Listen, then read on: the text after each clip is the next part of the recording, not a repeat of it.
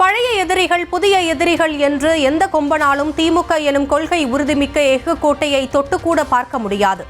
கரூரில் வரும் 17ஆம் தேதி நடைபெறவுள்ள திமுக முப்பெரும் விழாவை ஒட்டி தொண்டர்களுக்கு எழுதியுள்ள கடிதத்தில் முதலமைச்சர் சூளுரை.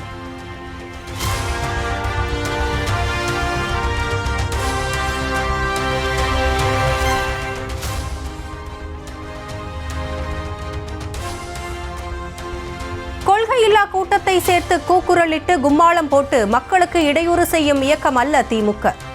கொள்கை பட்டாளமாக கூடுவோம், கூட்டம் முடிந்து லட்சிய வீரர்களாக புறப்படுவோம் என்று முதலமைச்சர் மு க ஸ்டாலின் வேண்டுகோள்.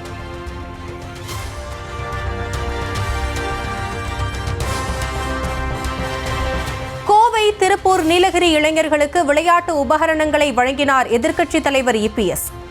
அதிமுக ஆட்சியில் விளையாட்டு வீரர்களுக்கு 3% இடஒதுக்கீடு வழங்கியதாக பெருமிதம்.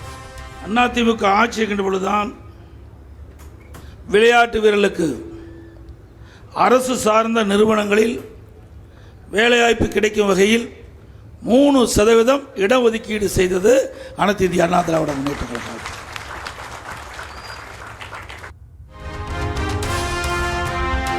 சட்டமன்ற தேர்தல் பிரச்சாரத்தை திருச்சியில் தொடங்கினார் தவேக தலைவர் விஜய். விமான நிலையம் வந்த விஜயை சூழ்ந்து கொண்டு உற்சாக வரவேற்பளித்த தொண்டர்கள். திருச்சி விமான நிலையத்தில் இருந்து தொண்டர்கள் புடைசூழ வாகனத்தில் சென்ற விஜய். வரும் வழி எங்கும் தன்னெழுச்சியுடன் மக்கள் திரண்டதால் ஊர்ந்து சென்ற பிரச்சார வாகனம். விஜயின் வருகையை ஒட்டி விழா கோலம் பூண்ட திருச்சி மாநகரம்.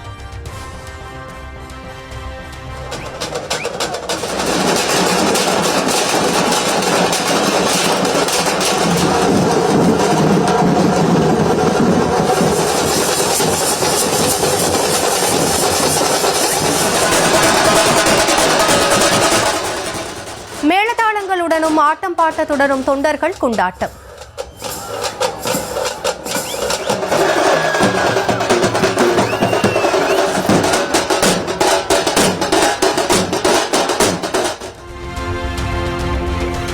திருச்சி விமான நிலையத்தில் காலை 9:30 மணி தொடங்கி பிற்பகல் 3 மணிக்கு திருச்சி மரக்கடையை அடைந்த விஜய்.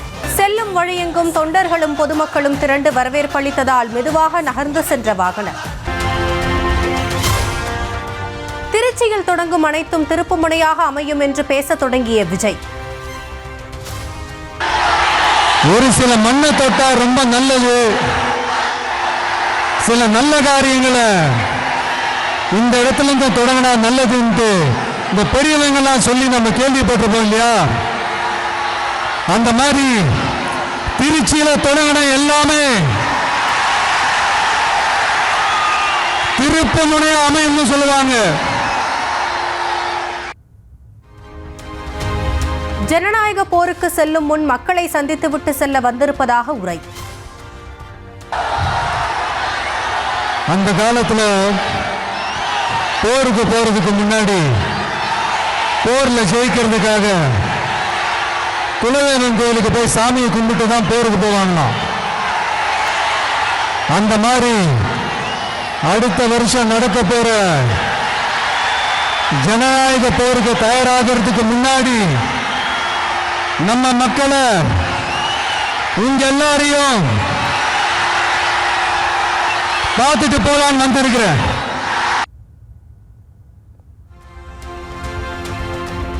தேர்தலுக்கு முன்பு அளித்த வாக்குறுதிகள் எதையும் திமுக அரசு நிறைவேற்றவில்லை என்று விஜய் குற்றச்சாட்டு.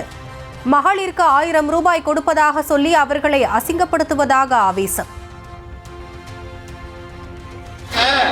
அதை எல்லாருக்கும் கொடுக்க மாட்டீங்க, அதையும் கொடுத்துட்டு 1000 ரூபாய் கொடுத்துட்டோம், 1000 ரூபாய் கொடுத்துட்டோம், 1000 ரூபாய் கொடுத்துட்டோம் சொல்லி காட்டி அவங்க அசிங்கப்படுத்துவீங்க. இப்படி அசிங்கப்படுத்துறதுக்கு அவமானப்படுத்துறதுக்கு இதுல நீங்க செய்யாமல் இருக்கலாமே.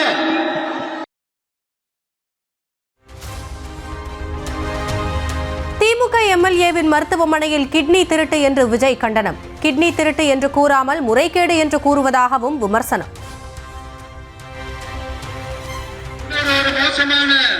ஒரு மோசடி ஒன்று நடந்துகிட்டு இருக்கு, அது நாடறிஞ்ச விஷயம். அதுதான் கிட்னி திருட்டு.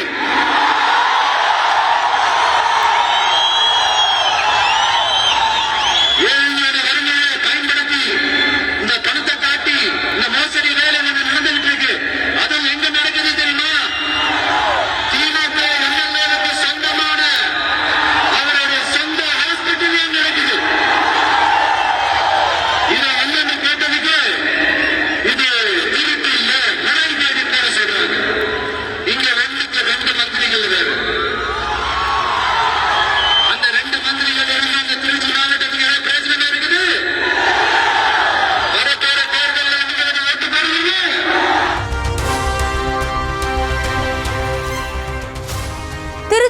அமைச்சர்கள் இருந்தும் மக்களின் தேவைகளை நிறைவேற்றவில்லை என்று விஜய் பேச்சு. குடிநீர் பிரச்சனையை தீர்க்காமல் மணல் கொள்ளையில் ஈடுபடுவதாகவும் குற்றச்சாட்டு.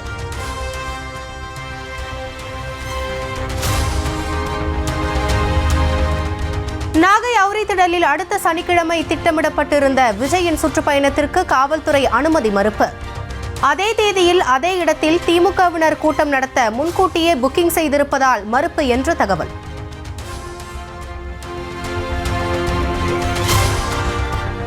திமுக தலைமையிலான மதச்சார்பற்ற முற்போக்கு கூட்டணியை வீழ்த்தும் அளவுக்கு விஜயால் தாக்கத்தை ஏற்படுத்த முடியாது. திமுக தலைமையிலான மதசார்பற்ற முற்போக்கு கூட்டணியை பின்னுக்கு தள்ளக்கூடிய அளவுக்கு விஜய் அவர்களின் வரவை ஏற்படுத்த வாய்ப்பில்லை என்று நான் பெரிதும் நம்புகிறேன். வடிவேலு ஒரு நிகழ்ச்சி நடத்தினாலும் கூட மக்கள் திரளத்தான் செய்வார்கள் என்று விசிக தலைவர் திருமாவளவன் விமர்சனம். மாறுபட்ட களம். இன்றைக்கு நடிகர் வடிவேலு ஒரு இடத்துல போய் ஒரு ஷோ பண்ணுறாருன்னா கூட லட்சக்கணக்கில் மக்கள் திரளுவார்கள். பிரச்சார களத்திற்கு வந்திருக்கும் விஜய் சந்திக்கும் நெருக்கடிகளை கடந்த காலங்களில் தேமுதிகவும் சந்தித்திருக்கிறது. சூழ்ச்சிகளை தாண்டி வருவதுதான் அரசியல் என்று விஜய்க்கு பிரேமலதா விஜயகாந்த் அறிவுரை. கேப்டன் கூடயே வாழ்ந்தவங்க, கேப்டனுக்கு எப்படியெல்லாம் இடையூறுகள் கொடுத்தார்கள் என்பது எங்களுக்கு நல்லா தெரியும். அதையெல்லாம் தாண்டி வர்றதாங்க அரசியல். நம்மளுக்கு இடையூறே இருக்காது, எந்த ப்ராப்ளம் இல்லாமல் அப்படியே போய் அடைஞ்சிட முடியுமா ஒரு இடத்த? அப்படி கிடையாது.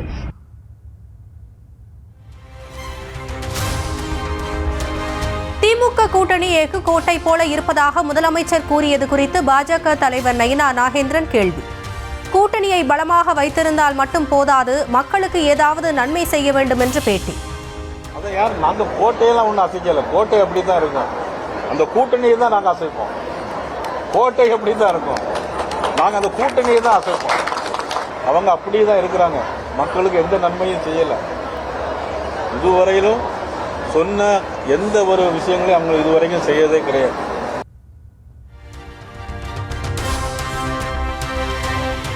ஈரோடு மாவட்டம் காஞ்சிகோவில் அருகே கள்ளச்சாராயம் காய்ச்சிய திமுக கவுன்சிலர் கைது. 7 லிட்டர் கள்ளச்சாராயம், கேஸ் சிலிண்டர் ஆகியவற்றை பறிமுதல் செய்த மதுவிலக்கு போலீஸ்.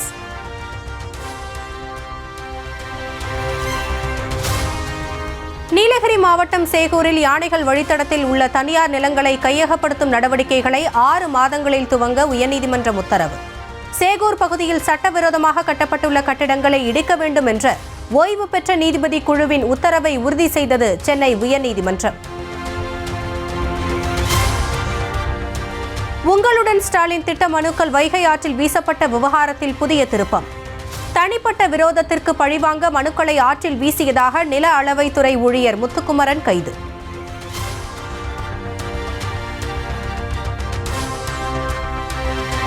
இடஒதுக்கீடு போராட்டத்தில் உயிர் நீத்தவர்களுக்கு அஞ்சலி செலுத்த விழுப்புரம் வருகை தரும் அன்புமணி ராமதாசுக்கு தடை விதிக்க பரிந்துரை. இருதரப்பு ஆதரவாளர்களும் மோதிக்கொண்ட எதிரொலியால் சார் ஆட்சியருக்கு கடிதம் அனுப்பிய திண்டிவனம் டிஎஸ்பி.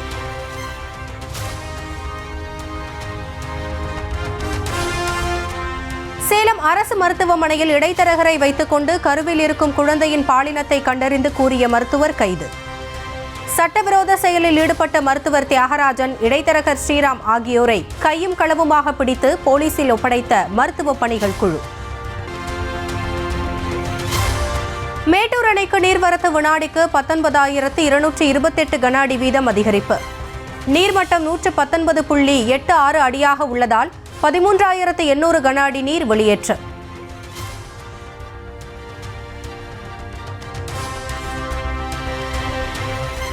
சென்னையில் சவரனுக்கு 160 ரூபாய் குறைந்த ஆபரண தங்கத்தின் விலை.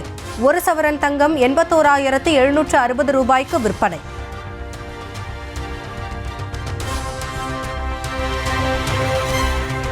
உத்தரப்பிரதேசத்தில் பாலிவுட் நடிகை திஷா பதானி வீட்டை நோக்கி துப்பாக்கிச்சூடு நடத்திய மர்ம நபர்களால் பரபரப்பு.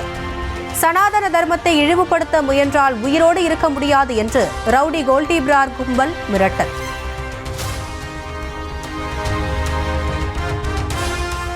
பதினாறாம் தேதி தொடங்கி 19ஆம் தேதி வரை தமிழகத்தில் கனமழைக்கு வாய்ப்பிருப்பதாக வானிலை மையம் கணிப்பு. திருவள்ளூர், காஞ்சிபுரம், ராணிப்பேட்டை மாவட்டங்களில் இன்று கனமழை பெய்யக்கூடும் எனவும் தகவல்.